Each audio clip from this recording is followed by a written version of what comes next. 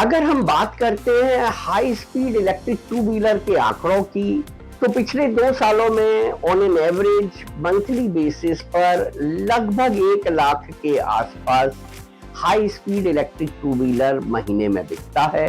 अब इसके और अगर हम बाइफरकेशन की बात करते हैं, तो जो टॉप 5 कंपनियां हैं जिसके अंदर टीवीएस, बजाज, ओला, एथर और हीरो जैसे कुछ ब्रांड आ जाते हैं, उनके अगर मैं नंबर की बात करता हूं तो ऑन एन एवरेज लगभग 87% सेल ये 5 कंपनियां मिलकर करती हैं।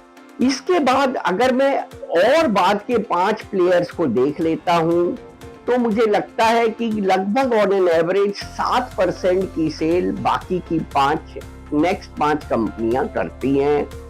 तो टॉप 10% अगर कंपनियों की मैं बात करता हूं, तो ओवरऑल सेल का 94 यानी 94% सेल ये 10 कंपनियां करती हैं। भारत में रजिस्टर्ड इलेक्ट्रिक टू व्हीलर बेचने वाली वाहन पोर्टल के अनुसार लगभग 220 कंपनियां हैं, तो जिनमें से पहली 10 कंपनियां लगभग 94% की सेल करती हैं। इस आंकड़े में थोड़ा और इंटरेस्ट आपको जगेगा अगर आप ये जानेंगे कि टॉप 15 कंपनियों का डेटा अगर मैं जोड़ लेता हूं, तो वो लगभग 97% आ जाता है। और अगर मैं टॉप 20 कंपनियों को जोड़ लेता हूं, उनकी सेल के डेटा को जोड़ लेता हूं, तो वो 98% आ जाता है।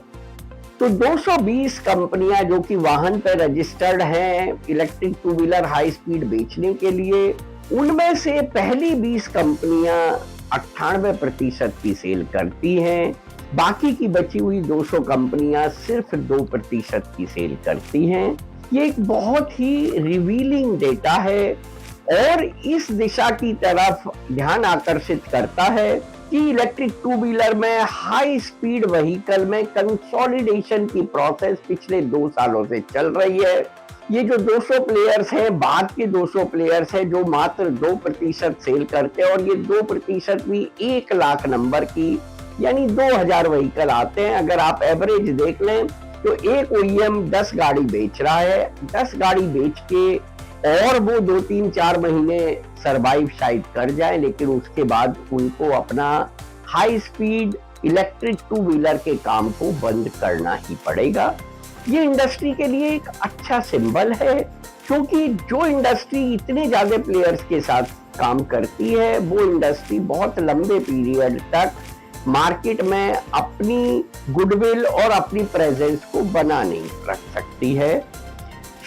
मेरा मानना है कि अगले 6 से 8 महीने में electric two wheeler high speed registered category में कंसोलिडेशन का प्रोसेस लगभग कंप्लीट हो जाएगा और 20 कंपनियां बची रह जाएंगी जो कि वाहनों को बेचेंगी। धीरे धीरे ये 20 कंपनियां भी कम होके मुझे लगता है 12 हद से हद 15 कंपनियों पर सिमट जाएंगी।